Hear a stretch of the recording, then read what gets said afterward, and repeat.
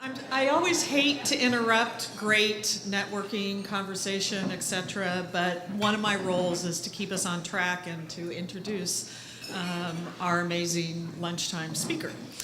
So I hope you all enjoyed lunch, and for those of you just arriving, my name is Jennifer Dill. I'm Director of TREC, and I'd like to say a few brief words before introducing our keynote speaker today. So first of all, I'd like to offer some thanks to our communications partners, which this year included the Portland chapter of the Women's Transportation Seminar, the Washington chapter of the American Planning Association, and the Oregon section of the Institute for Transportation Engineers. I'd also like to thank OTAC for sponsoring the student poster competition portion of our poster session. And I saw a lot of you there earlier today taking a look at the posters from both students and other of our participants today. And you'll have more opportunity to do that in the afternoon. So I hope you enjoyed this morning's sessions. I want to thank all the speakers, the moderators for your efforts. And finally, I really do need to thank the TREC staff for all of the work that goes into planning this event and making it the success that it is. So I want to thank Renata Frantum, John MacArthur, Justin Carinci, Lacey Friedley, Sarah Kilburn, Carol Wallace, Hal Hagedorn, and our newest TREC staff member, Ava Maria Muki. So thank you all very much.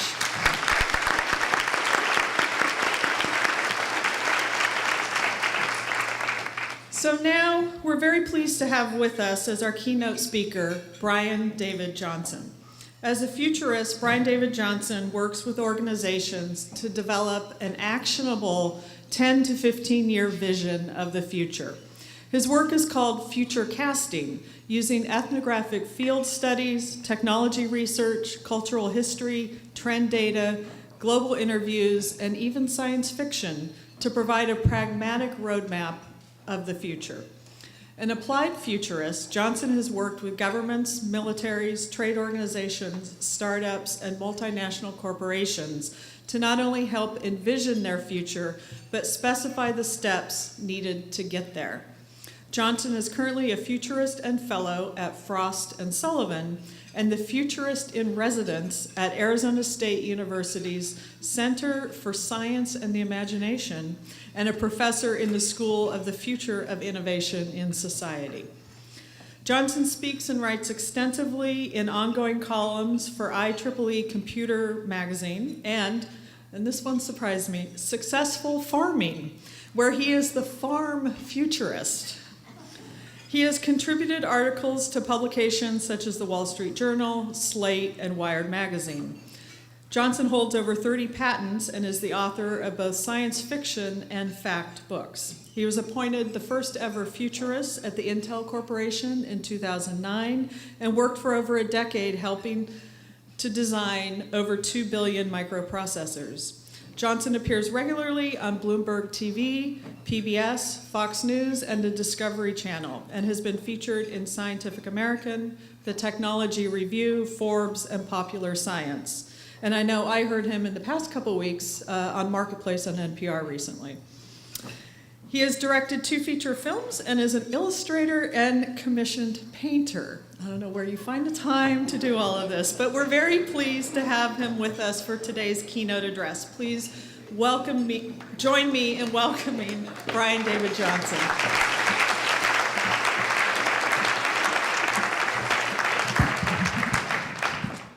It's kind of cruel to make you read all of that.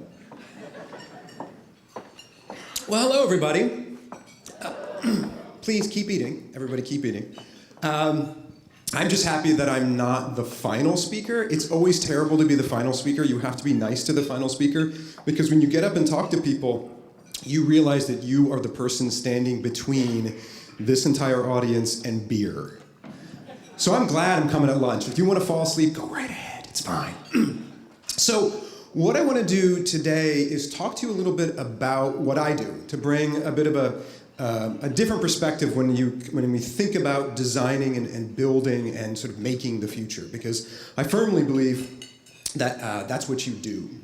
And when I was originally kind of prepping for coming and talking to you today, I was going and calling some colleagues of mine. And I called a colleague of mine who's an economist, and it's an economist who I do quite a lot of work with, and he's a Cambridge economist. I'm going to set my timer so that we have time for questions at the end as well. And believe me, you can ask me anything at the end. During the Q&A, it's actually, I call it Ask Me Anything, because you have a futurist in front of you who's been doing this for about 20 years. I have people, they've asked me about the zombie apocalypse. I have people ask me about when are the robots going to rise up and take over. Hint, it's not going to happen. So, but you can ask me anything. So I'm going to set it to make sure we got a little bit of time there, and I'll be around a little bit after the talk. So I was talking to this buddy of mine who's a Cambridge economist, and I said, I'm going to go and talk to these folks. We're going to talk about this stuff and about sort of planning in cities and transportations and communities. And I said, well, what would you say? Because he and I do a lot of work on smart cities, which I'm going to talk a little bit about. And he said, Brian, the one thing I would tell them is that how he thinks of a city, big or small, is he thinks of it like a platform. Literally like a platform. He said, Brian, it's like what you did when you were at Intel, that it's literally like a smartphone or like a computer. And you think of that's the city. And when you crack it open, what all the folks you're going to be talking to, what they do, they're all the wires and the infrastructure and everything that actually makes it work. But nobody really talks about it, right? No one actually gets in and sort of has those conversations. The conversations they have are about the apps and the stuff that it allows it to do. He said, but as you know from designing silicon for so many years, that is the requirement. That when we're thinking about the future of our cities and our communities, that very few people talk about it and have those conversations. And a lot of the conversations we could and should have are about those experiences. What types of cities, what types of communities, what types of experiences do we want people to have? So I'm very, very excited to be here today. So let me first off tell you a little bit about myself. First off, I need to say, I am an Oregonian. Here's why I need to say that as well. First off, because I love doing stuff in my hometown, but when I was talking to the conference people, they called me and we had a great conversation and we're chit-chatting, we talked about baseball, we talked about other sort of stuff, and they said, we'd really love to have you come to Portland, Oregon. I was like, you don't know that I live up on 25th and Xavier? And they're like, really? And they're like, wow, that travel budget's going to be great. And you're like, yeah, my wife will drop me off on her way to work. It's pretty cool. No, but I'm a proud Oregonian. I'm actually proud of our state, proud of our city here in Portland. And very, very happy to be here and talking to people on the West Coast as well. It's not just Oregon, I know that. As we mentioned in my intro, I'm a futurist. I work with people who need to make decisions and investments today that may not pay off for 10 years. And the best example in that great intro was I was the first futurist at the Intel Corporation, right, the company that makes all the chips. And it takes Intel about 10 years to design, develop, and deploy a chip. So it was of vital business importance for them to understand what people would want to do with technology 10 years from now. And that was my job. I was a principal engineer. I'm an engineer and a designer by training. That I would write basically a 150-page spec to say this is what the platform's going to need to do, and that would then be the first document in the 10-year development of it. So you'll find that I'm a very pragmatic futurist. It's not only important for us to be able to envision these possible futures, both positive and negative, but also to say, what do we need to do to get there? And you can pretty much tell everything you need to know about me by looking at this picture. If you haven't figured it out, this is a picture of me at age 13.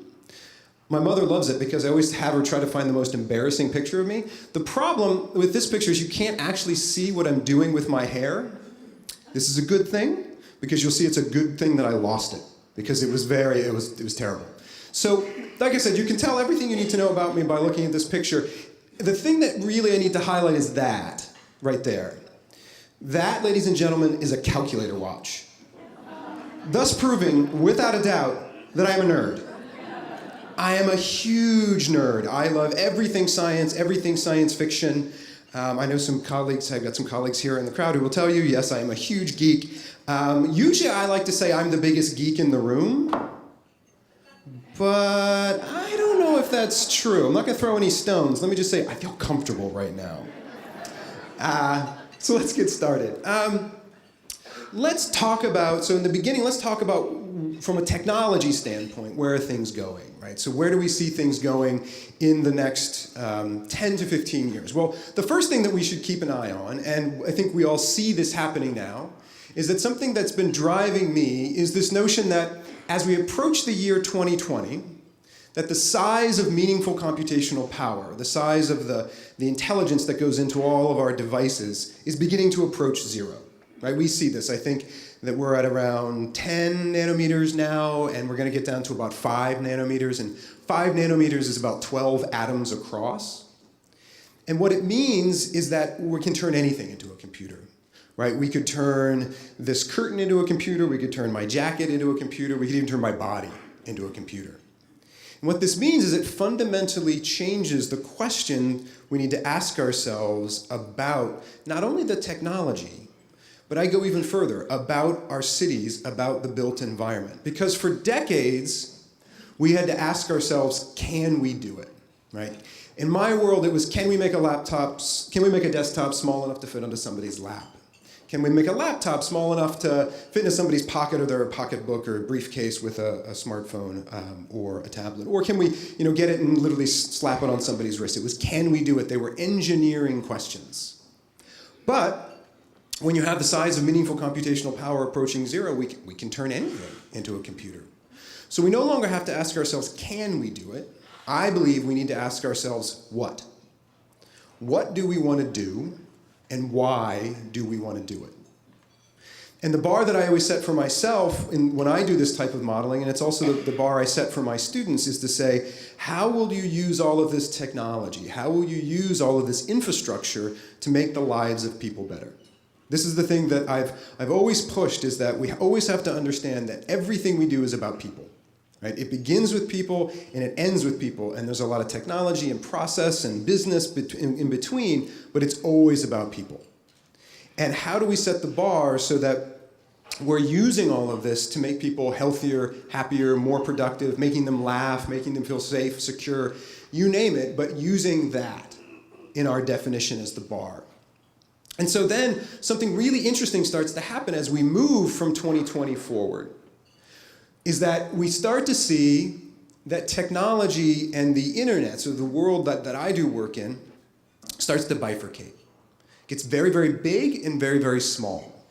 Right? It gets very, very big in that it turns out that the internet needs things. Right? I'm old enough to remember a time before the internet. You're all too young. You're all too young and good looking, I can tell. But let me tell you, I remember a time before the internet. It was cold, it was dark, it was boring, there was nothing to do. It was terrible. Wipe it from your memory. You don't even want to know about it. And at that time, at the beginning of the internet, I used to have the internet under my desk. I used to host my web server people would go to they'd go to my server, and it would literally be under my desk.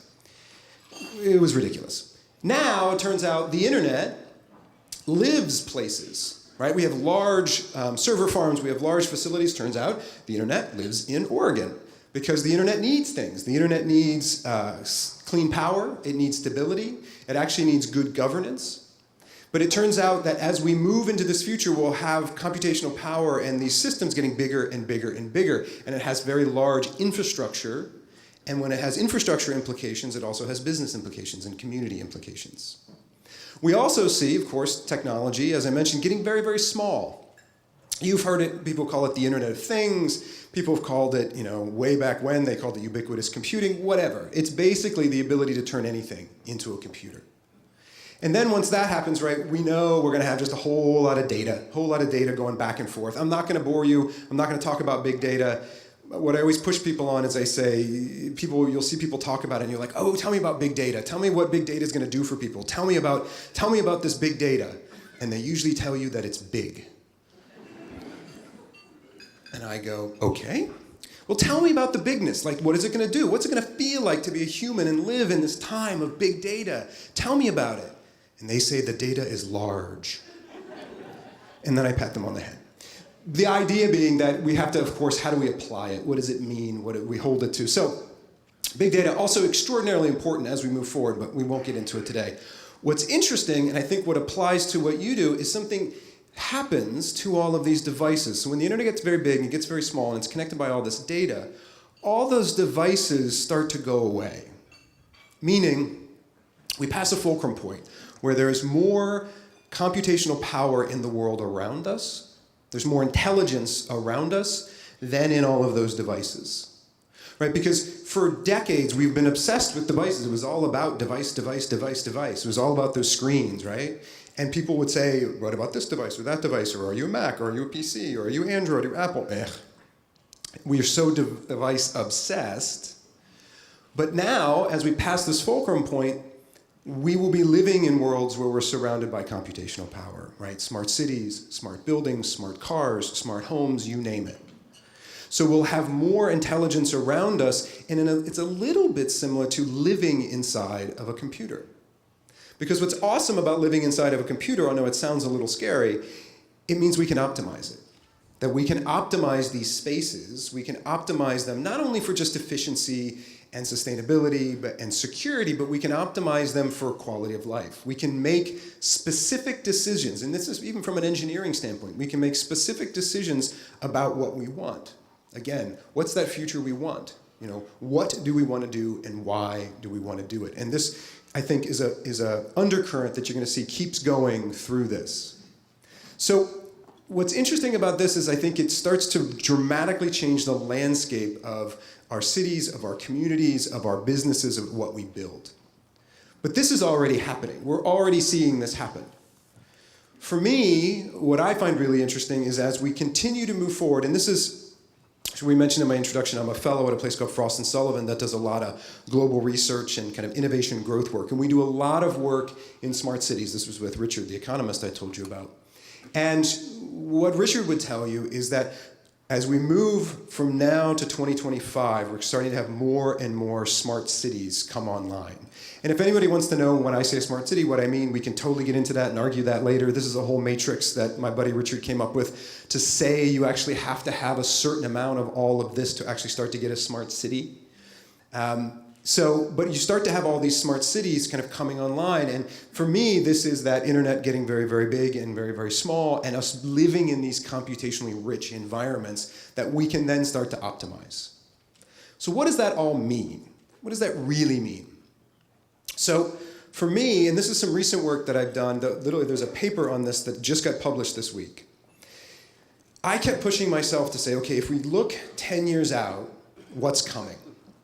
And so I hit upon this idea of sentient tools. So sentient tools is this notion that we will have tools that are aware, that can think, and that are social. They interact with us. But mainly, sentient tools is the thing that comes after the thing. So that's what I do. Most people want to know what's next, right? I want to know what's next after what's next. So for me, sentient tools, as you kind of go through this progression, which you kind of can't see too well, this is 2 years, this is 5 years, this is 5 to 10, and this is beyond. It's what happens once we have autonomy. So when we have autonomous transportation. It's what happens when we have industrial-grade artificial intelligence. It's what happens when we have meaningful uses for big data. It's what happens when we've got smart cities and when we have the Internet of Things. All these things are coming online. There are really, really great indicators of that these things are actually happening. So for me, what I try to do is to push people further and to say, okay, what happens when that's now our new normal? And granted, it'll be distributed differently all over the world. We'll have those varying futures, but we know that these things are coming, and they are coming online. So what happens next? So working for a large research company, they love using things like this, right? They love lots and lots of data that you can't read. I don't. I like a picture. So when I go around and talk to people about sentient machines, sentient tools, this is usually the picture I think that comes into most people's heads. And it's totally wrong. Why is it wrong? Well, I'll tell you. Number one, I build robots. And if you take nothing away from my talk today, remember one thing. Robots do not sit in chairs. They don't. I can tell you, they don't. It's really cute. They actually squat. There's no reason for a robot to sit in a chair.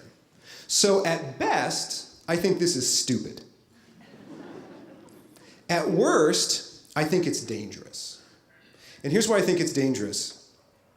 as we start to envision these futures, this robot sitting in a chair basically is looking at you and saying, yeah, I'm sitting in your chair. What are you going to do about it? It's actually there to scare you. That's why it's there. And the problem is that have done a lot of work in fear. I do a lot of work around security and cybersecurity and thinking about working with the military to think about the security. What's terrible about fear is that fear makes you stupid. When you're fearful, you can basically make 3 decisions: fight, flight, or freeze. That's it. We make bad purchase decisions, we make bad policy decisions, we make bad infrastructure and education decisions. It can actually be dangerous. And this is why these visions and how we talk about the future are really, really important. And this is going to come up some more as I kind of talk, is that what are the visions that we have? What are the stories that we're telling? What are the images that we're using? How are we getting this idea for that future we want? How are we getting it across? Because again, this is not how we should do it. Now, what I do have on this next slide is a picture of what the future of sentient tools is actually going to look like. Who would like to see it? You all raised your, like half of you raised your hands. So we're gonna wait. We're gonna let the people who didn't raise their hands, I guess, leave. I'm about to show you the future. I am a futurist. Well, I gotta tell you, so I spent a lot of time talking to students and lecturing at schools, and I was giving a talk like this once in front of 600 undergraduate engineering students, AKA the hardest audience on earth. So I'm there and I'm talking about this. I'm like, who wants to see the future? And it's completely silent. No hands go up, nothing happens, except for one kid way in the back who goes, sure. I'm like, I came all the way here to get sure. So, all right, so let's try this again.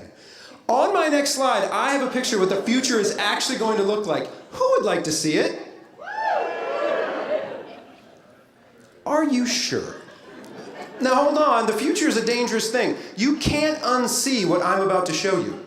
Like, there's no going back, people. You will literally mark your life between before this day and after this day.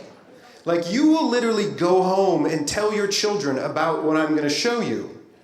If you do not have children, you might actually have children, just so you could tell them about this. You really want to see it? All right. Hold on to something. Bam! Oh, right? It's a tool, right? That's why I called it sentient tools. That's this notion. Human beings, we're so funny. We get so obsessed with our tools. We have huge megastores devoted to tools. We get so obsessed with our tools and our science that, again, we forget that it's actually about what the tool can do. So a hammer is just a hammer. Who cares? A hammer is really interesting when you can use it to build a house or a building, right? I mean, it's the effect of these tools. So as I start to talk about these sentient tools, which will come, the question I put to people is, well, how will it affect what we do? Like, what do we want them to do? Now, I'm not talking about sort of tools that have like human level intelligence and all that. No, it's artificial intelligence. I mean, we're surrounded by artificial intelligence anyway. It helps to land our planes. It helps to recommend a book. Like, it's there. But as you have them, we need to think, well, what will it be like to live in that world? How do we build that infrastructure to actually be able to help us? How do we educate the next generation of workers? And I not only mean the 5 and 10 and 15-year-old, I also mean the 35, 45, and 65-year-old as well, to live and flourish in this time. And I think that's what we have to remember, that ultimately what we're talking about is the effect. And we have to ask ourselves, we know these technologies are coming. I'll give you an example. So this goes back to the ridiculousness of it. So about a month ago, Bloomberg magazine reported that in 5 years, the federal interest rate, both here and in the UK, will be set by artificial intelligence.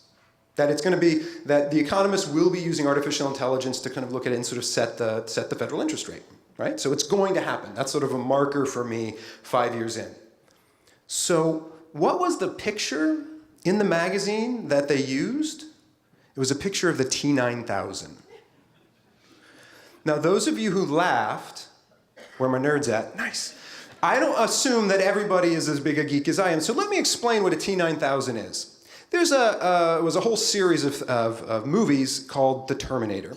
In The Terminator, you have this thing called Skynet. Skynet is this defense program that they started it up, and all of a sudden Skynet goes online, becomes sentient, and of course, the one thing that it wants to do when it becomes sentient is kill all human beings. And so it creates these T9000, and it literally sends them back in time to go and kill the head of the resistance, which has nothing to do with setting the federal interest rate at all. They were doing it to scare you. They were doing it to get your attention, right? But this is why our images and how we talk about these things are so incredibly, incredibly important.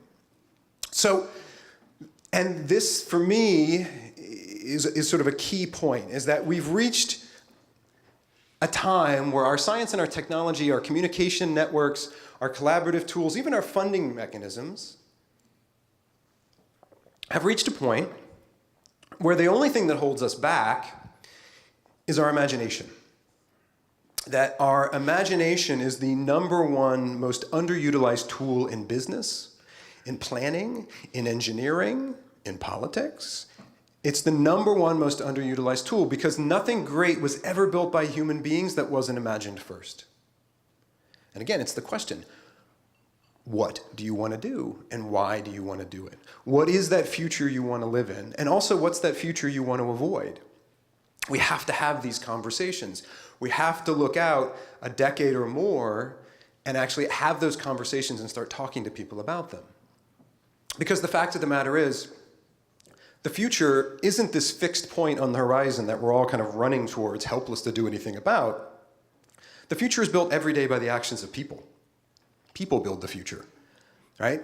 People, organizations, cities, governments, universities, people get together and build the future. That's actually how it's made. And it's made every day. And the future is very local. It's made by people getting together, passionate people working together and actually building something. But to do that, you have to first imagine it.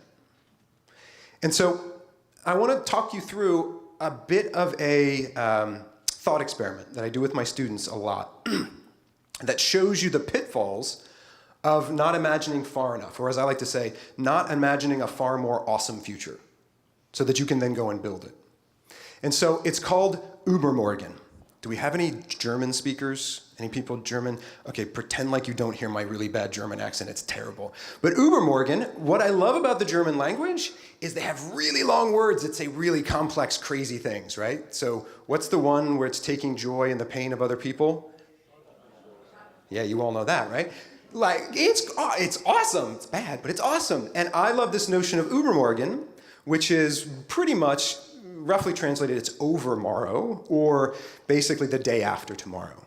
So for me, it's the thing after the thing, right? And so I work with them to say, okay, let's think about what this means for not only technology, but building things. So how we normally think about how we build technology, how we build cities, how we put things together, is that typically we say, okay, here we are today, and then here's tomorrow. So here's today, here's tomorrow. We build it, doesn't work like that, right? In the fullness of 10, 15, 20 years, it doesn't really work like that. How it usually works is like this. Here we are today, and then we go to tomorrow, and we build it, and it's great, and it's good, and it's bad, it's successful, sometimes it blows our mind, and then we go next to Übermorgen, right? The thing after the thing. And typically what happens is when we turn around and look backwards at the thing that we thought was awesome, it's silly. We're like, oh my gosh, how did we ever do that?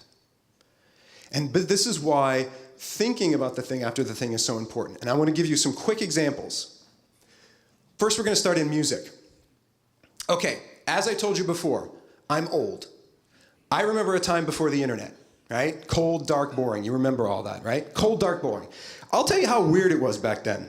We had these things called albums, right? And so what an album was, it was a piece of plastic. It was a piece of plastic that we stamped with grooves. And then what you did is you would take that piece of plastic, you would actually put it on the spinning disc, and you'd actually take a needle, and you'd put it in the grooves, and it would go around and it would make music. It was crazy. And there was like huge organizations that were set up around it. And so you had these big things called albums, and they had tiny holes in them. And then you had these little ones called singles, and they had big holes in them. Nobody knows why. It's lost to the ages. Again, it was before the internet. No, we didn't really have anything to do. So this was, and there was huge organizations set up. People made millions and millions of dollars, right? And whole things and songs and albums, and it was great. And then the internet happened. So there was this little company, you've never heard of it, it's called Apple. Apple made this thing called an iPod. And an iPod, this was the slogan for iPod: 1,000 songs in your pocket. 1,000 songs? Are you kidding me? How did you get all those pieces of plastic into that little thing? 1,000 songs, burn down the patent office, people, we are done. Right? We thought the future's here. Now, it should be said, from a technology standpoint and a cultural standpoint, this really changed things. Oftentimes what happens underneath these as well are huge tectonic level business shifts. So we can have a conversation about Steve Jobs all you want, but one of the most masterful things that he and the folks at Apple at the time did was when they made that 99-cent per song deal. Because it became less about albums and more about songs. But it was all about albums and songs. But I love that thing, you have 1,000 songs in your pocket. And then, the future really happened, which is music brings us together. This is the slogan for Spotify. So Spotify, the online service, it could be Pandora, it could be whatever you want. I actually know the guys at Spotify, I actually know them quite well. I was working with them before they launched in the US, a very good Scandinavian company based in Stockholm. And what they said to me, and believe me, my Swedish accent is as bad as my German: Brian, it's all about people. This is what Spotify did. It has actually said it's not about albums, it's not about songs, it's about people. What Spotify allows you to do is listen to not only your playlist, but your friends' playlists. You can listen to Taylor Swift's playlist, you can listen to Beyonce's playlist, you can listen to whomever we want. That ultimately, it wasn't about the albums or the songs, the tech, that it was about people. And it was about people kind of sharing what they were into. And that's ultimately what music was about. It was about community. So let me give you one more example. And this is in the financial markets. This is something I actually wrote a book on the financial markets a few years back, and actually worked with an economist, a different economist, to do this. So we look at specifically financial markets and what it meant as we moved into the internet in the future. So let's talk about markets for a minute. Markets have been around for a very long time. Right, we've had markets all the way back to antiquity, right? Roman, and you've got, I think I did that with my mind. You've got Romans and you've got Greeks, and right, the whole idea for a market is you need to have a buyer and a seller. And the seller says, I have something to sell. And the buyer says, I'd like to buy that. And to do that, you have a market. And you have to physically get them together, right? So that's actually what happens. And, right, it was very successful, right? Let me tell you, markets, really successful, been around for a very long time. We still have them, right? We have Saturday market. We've got the farmer's market. Hopefully I'm pointing in the right directions. For you out-of-towners. So we have lots of markets, right? And markets were awesome. And literally, those markets came all the way up to the 20th century, all the way to like the trading floor.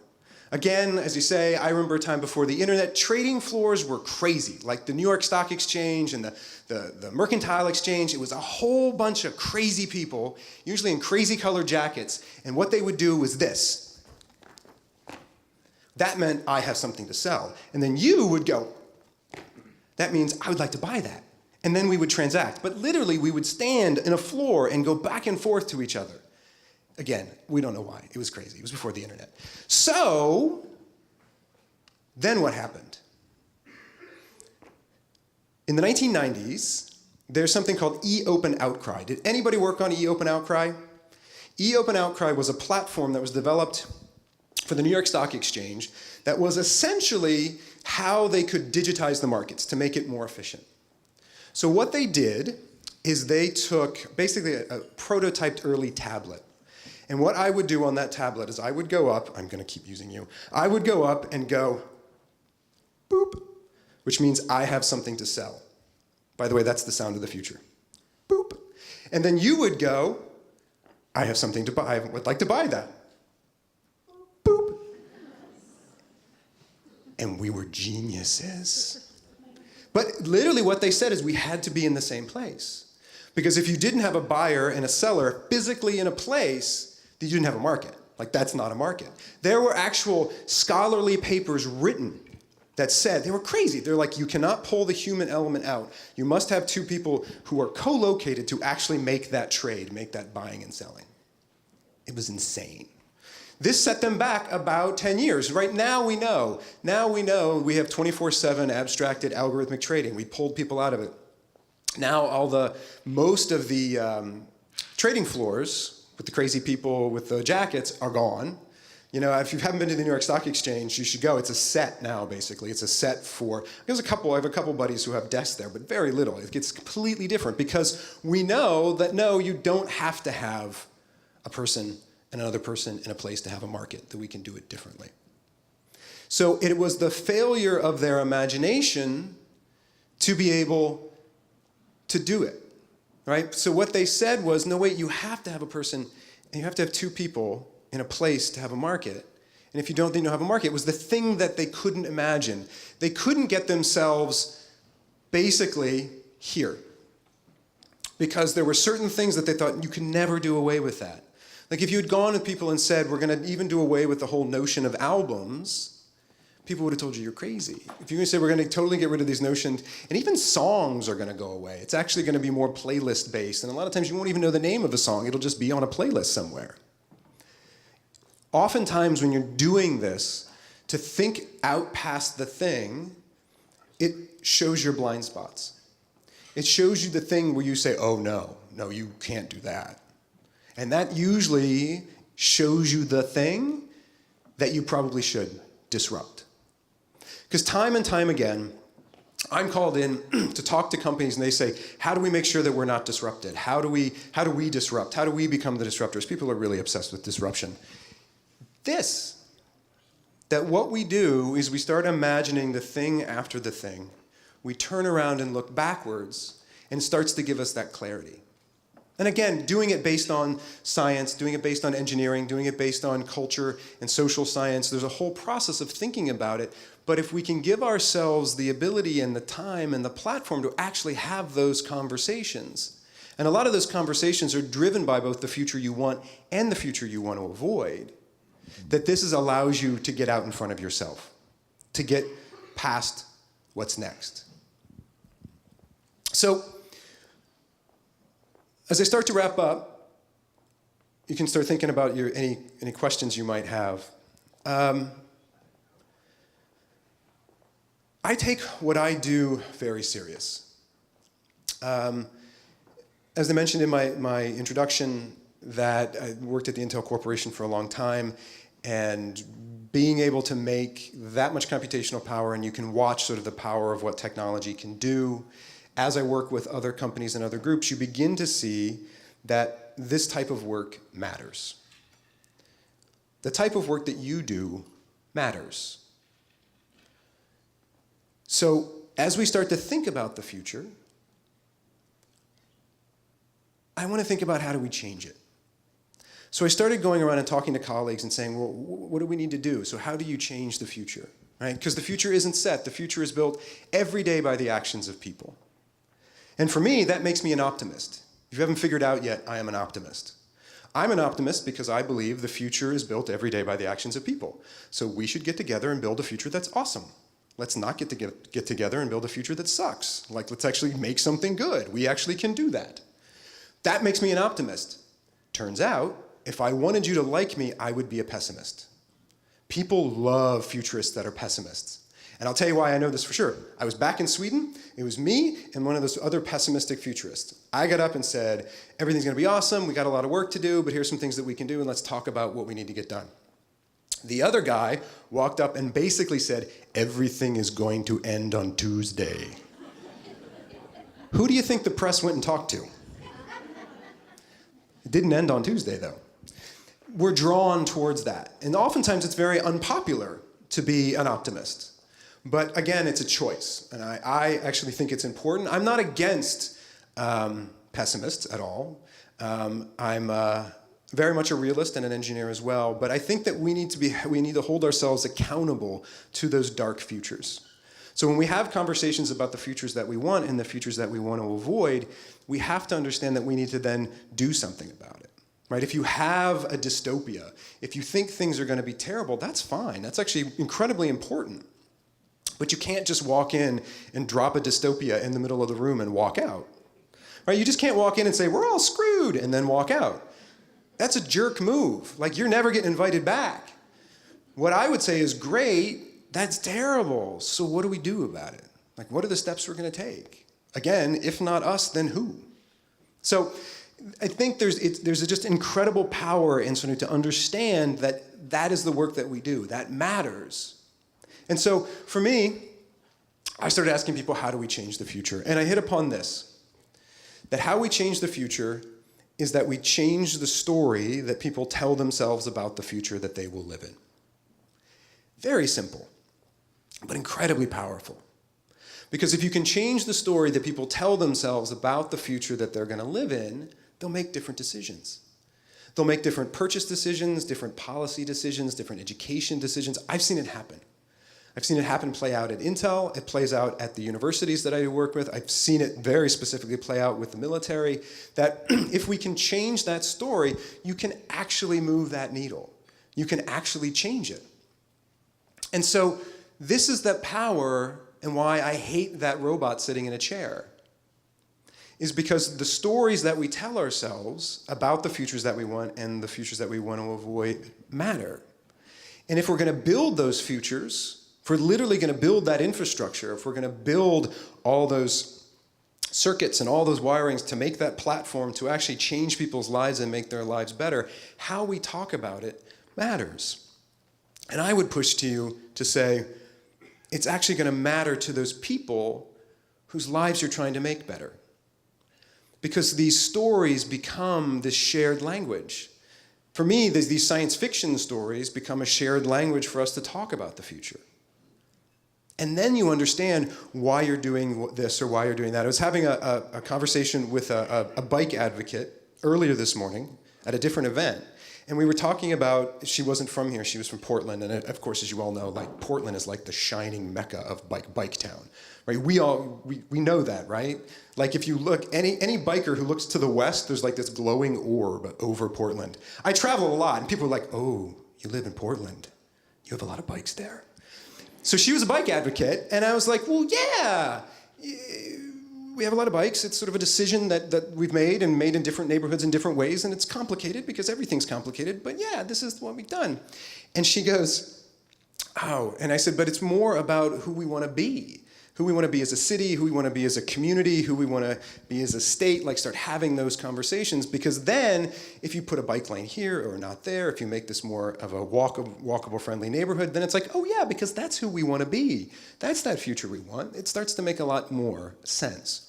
I'll give you another example, which was a really fun one for me, and it was in one of the articles that they did in the lead up to this. So I do a lot of big infrastructure work, and there's a company that I was doing work with, and there was this architect based out of Istanbul, and he builds airports. And he looked at me as only somebody who builds these airports, and he said, we build the big ones. And I was like, okay. I mean, he built Dubai Airport. I was like, oh yeah, that's big, okay. And he goes, well, where are you from? Big, loud guy, right? Big, to be able to do this, big, loud, very nice, very smart, but big, loud guy. And he goes, where are you from? And I said, because I'm very proud. I said, I'm from Oregon. And I'm from Portland. He goes, Oregon. That's where they build bridges. They don't allow people, they don't allow cars on them. And I went, yeah, I know, it's awesome, right? It's a beautiful bridge. You can get emergency vehicles over, but it's a decision. And you can agree with it or not, but it says something about it. When we make those decisions, it's like a stake in the ground. I know we didn't all collectively decide to produce Portlandia, living in Portland, But man, I love it because people go, is it really like that? And I go, yeah. It's awesome. I can't wait to go home. But it's these things that we say that when we say and we make these decisions and we put it out there, we are saying this is the city we want to live in. This is the community we want to live in. This is the state we want to live in. This is the nation we want to live in. That's why these stories matter so much. And so I'm going to put out there, so how many of you live in Southwest Portland? Okay, a couple. Did you walk? I'm looking at you. Did you walk here? Bus. Nice, right on. I carpooled. Did you walk? Halfway on the walk home. Oh, perfect. It's a beautiful day, by the way. I am sorry for keeping you all in here. We should all be outside. I should have showed up and said, the future's going to be great. Let's go outside and have a coffee. Too late for that. Who lives outside of, who's not from Portland? Awesome. Thank you for coming. The point being, you came here today. You left, oftentimes for the last folks who were from out of town, you left the place that you love and you left the people that you love. For the folks in from Portland, who live in Portland, you left your daily grind, you left where hopefully you decide to put your time in, because your time is so important, to come here and sit in this room and be surrounded by your peers and colleagues, and that's a big deal. So I'm going to hazard the guess that you care. I hope that you care about what you do, because if you don't, you should quit. As I tell all of my students, you should be a dentist. Everybody should be a dentist. It'll make your mom really happy. You'll make lots of money, and it'll be great. So go all be dentists. Go ahead. Okay, I think she's going. Just remember me at Christmas. So you're not going to be dentists, right? So I'm thinking you care about what you do. And I think, hopefully, that you get what you do actually matters. And not only matters for infrastructure, it not only matters for economies, it not only matters for populations, but it literally matters for people. What you do affects people you don't even know. And that's a very big deal. And I think you care about that. And so I'm going to challenge you to own the fact that you will build the future. That you will build the future of your communities, you'll build the future of your cities, of the state, country, maybe even the world. But you have that power, because the future is built by people and the future is local. So I want you to own that, and I want you to start having these conversations with people, not only with your peers, not only with everybody here, but other people. Because as we know, what you do is becoming more and more complex, is becoming more and more difficult to do. And so this is the way that you read people in, is start having these stories. I love it because I'm like, go to the dog park. Like literally go to the dog park and say, hey, like what kind of city do you want to live in? What kind of city do you not want to live in? And listen what people say. It's fascinating. I spend a lot of time out just talking to regular folks. You never want to be my Uber driver, by the way, because I never shut up. Because I have all these questions, tell me about this, but I ask, and it's fascinating to have these conversations, that these visions for the future have currency and have power. So I'm going to ask you to own that you will build the future. And so the first step in doing that is having an opinion, to say, this is the future I want, and this is the future I want to avoid, and then you go out and you start talking to people. And if you're lucky, you'll find somebody who disagrees with you. Because we know in this type of work, the future involves everybody. Right? The communities, the cities, the states, the towns, the corridors, involves everybody. It involves people you don't agree with. It involves people you don't like. But that doesn't matter, because we're all in it together. And when people disagree, I find it as a gift. Because if I'm really wrong, awesome, tell me why I'm wrong. Because then I can get it right. That's the job. The job isn't to be right. The job isn't to say, oh, we should do this thing, and then 10 years from now you can go, oh, I was right. That doesn't matter. What I tell my students is, and I think what you do as well, the job is to get it right.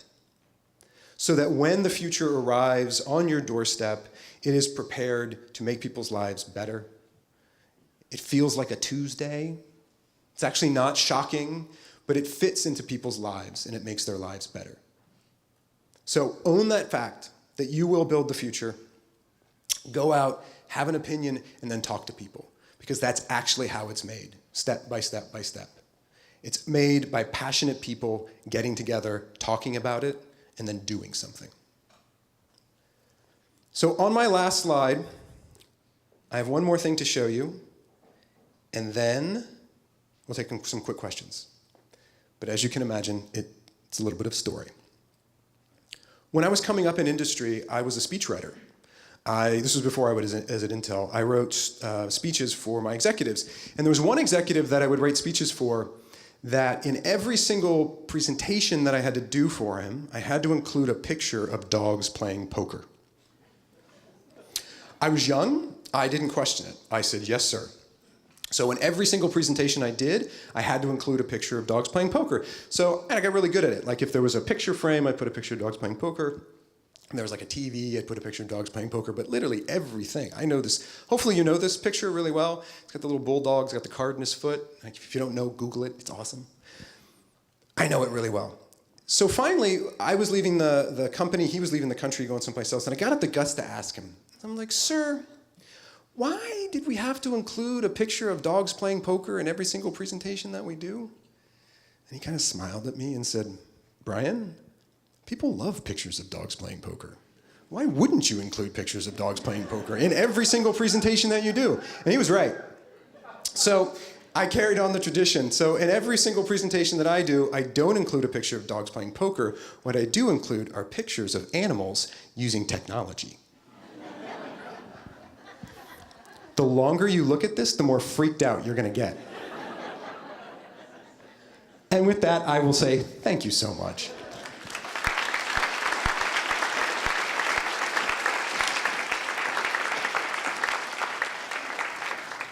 All right, we have time for questions. There's a microphone over here so that we can hear your question. Zombie apocalypse, robots take over. I actually had somebody once ask me if we could put jet engines along the equator so that we could fire them and slow down the Earth so that we could have a longer workday. And I said, why would you want to do that? I was going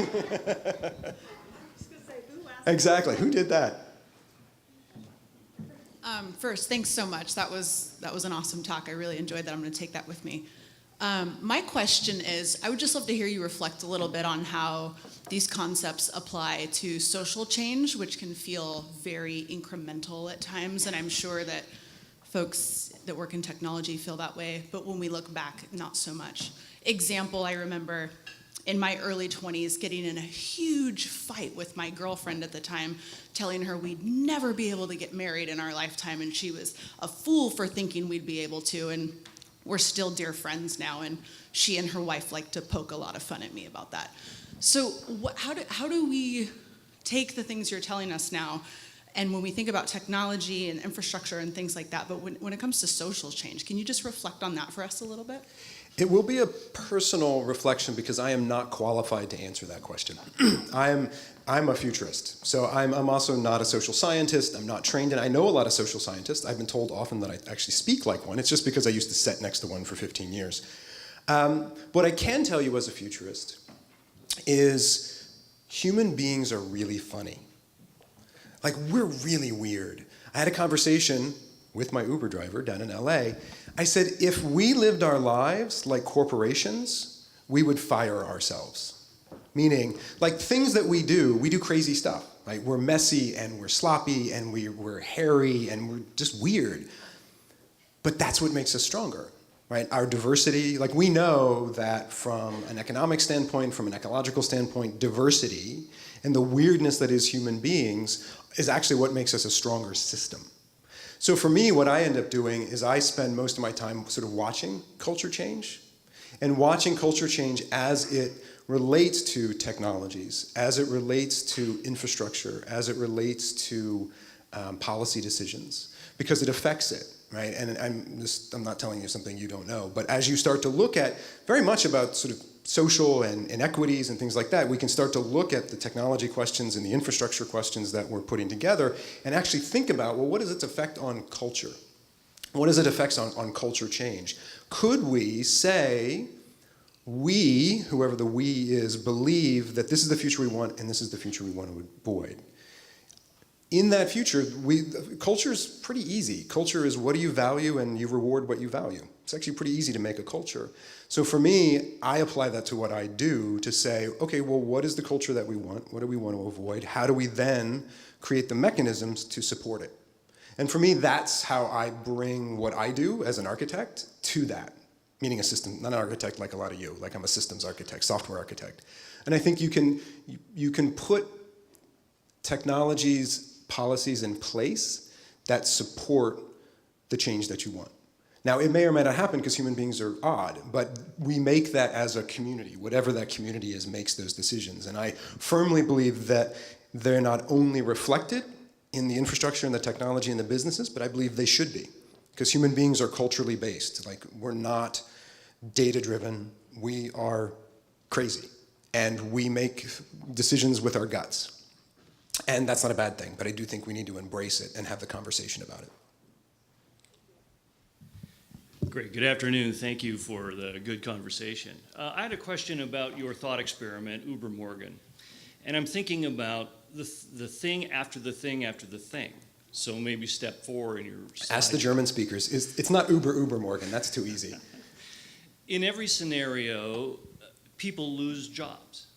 Mm-hmm. It seemed that in your scenario of the people with the funny colored coats, who would scream on the stock floor, those people are gone. So are the factory workers who pressed albums. And I think about autonomous vehicles and the thing after the thing after the thing. There's an interesting article on NPR, All Things Considered, a while back, where they said the rise of the autonomous semi would put 3 million Americans out of work. And they described this. So can you relate to this thing after the thing after the thing, which seems to be the loss of jobs for people in many, many industries across the world? Thank you for that question. This is something that I'm really passionate about. So up until 2015, I'm going to go back in time and answer that question. So what I would normally say to people is, yes, technology is going to take away jobs and tools are going to take away jobs. It's always been like that. That the march of technology has always been like that. And then I ask people, do you have a washing machine? When you do your laundry, do you weep for the washerwomen that you put out of business, who used to stand in the rivers and literally beat the clothes against rocks? No. But we always have to remember that work is not finite. So there's not a set amount of work, and if the machines come and do all of that work, then we will have nothing to do. This is one of the things that people say all the time, like, what will humans do? There's plenty of work to be done. But I think the thing that we have to remember is what doesn't suck is those people's paychecks. So oftentimes, the conversation, and now I move from 2015 to 2016 and out to 2017, the conversation I believe we need to have isn't about jobs at all. We need to talk about income, and we need to talk about economic sustainability. So in this world of sentient tools that I'm talking about, massive amount of jobs are going to go away. Massive. Jobs that your mom or dad would have loved you to have studied 10 to 15 years ago, in 10 to 15 years are going to be gone. I don't say that to scare you, but I say that as a reality. So what it means for me, because oftentimes, going back to those washerwomen, going back to, before computers were computers, computers were people. They were actually called computers. There were rooms of actually mainly women who were actually computing. That's what they did, is they were the computers. And then we got these computers. Oftentimes, if a machine can do your job sucked. Because it was turning you into a machine. But again, what didn't suck and what doesn't suck is that paycheck and is that viability.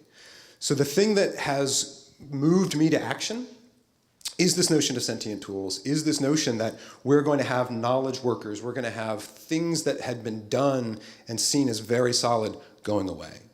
So what does that mean? Because the scary thing is that in economics, there's always people who get outmoded.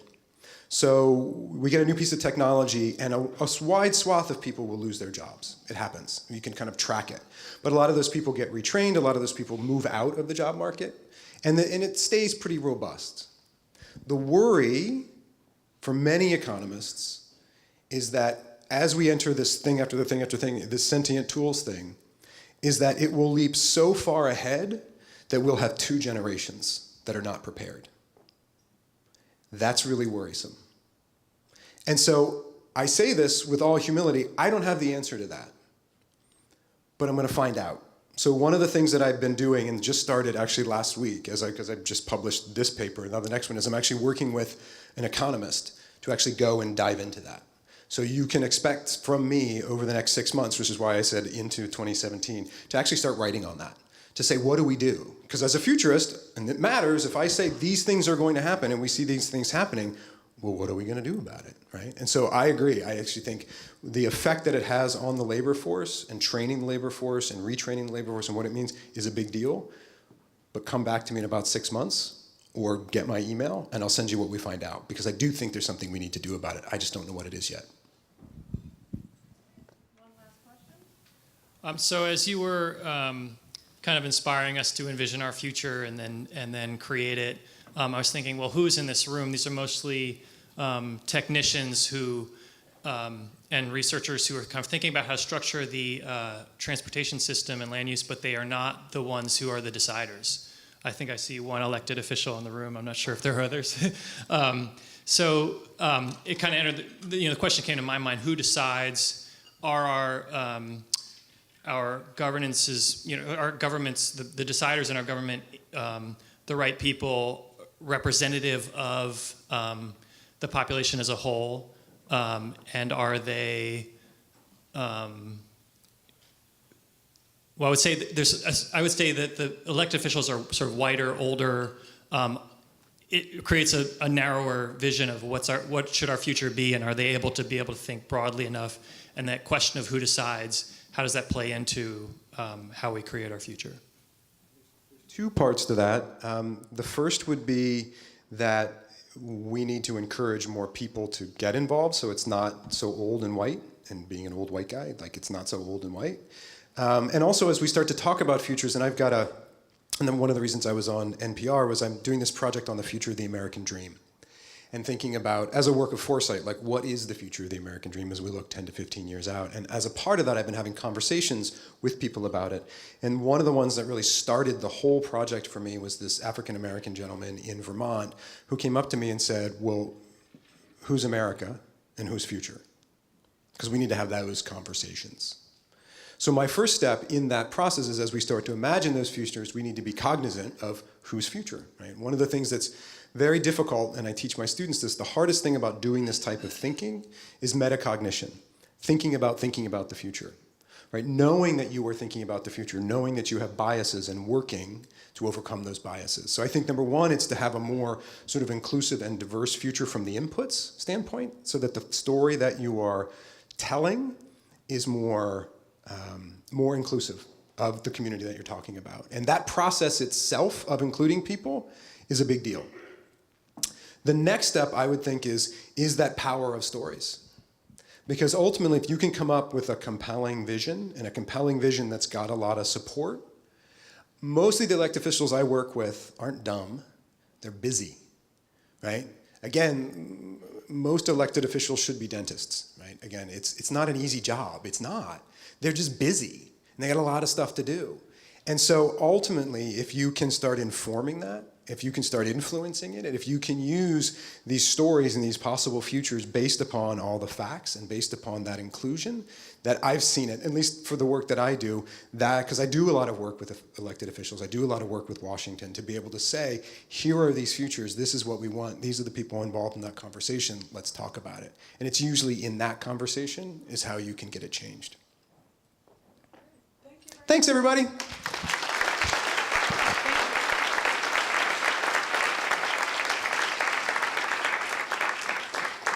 All right, so I just have a few quick announcements before we break for the last set of sessions. So when you leave here, you're going back down to the second floor. The posters are still up and the authors are still around, so you can chat with them. If you've answered some of this morning's our 4 questions about the future, or maybe you have some new ideas after Brian's great talk, the poster boards are still out there. You can add, there is a little bit of room left there, you can add. So the breakout sessions start at 2:30. And when they are done, please join us back in this room. The big tables will be gone, and we'll be having a networking reception from 4 to 6 p.m., where we will be announcing the winners of our National Student Video Competition and screen the winning video. We'll also announce the winners of our Student Poster Contest sponsored by OTAC. And then one last thing, I'd like to call your attention to our next event, not our next event, but just our next event. We're going to have Vanessa Garrison, co-founder of Girl Trek, a national health movement for Black women and girls, join us on campus October 19th for a free talk, part of our Ann Niles Active Transportation Lecture Series. The details are on page 10 of your program. And that's brought to you by Trek's Initiative for Bicycle and Pedestrian Innovation. So I hope to see many of you there. I want to thank you for coming to the Transportation Community Summit and making it a success, and enjoy the afternoon. Thanks.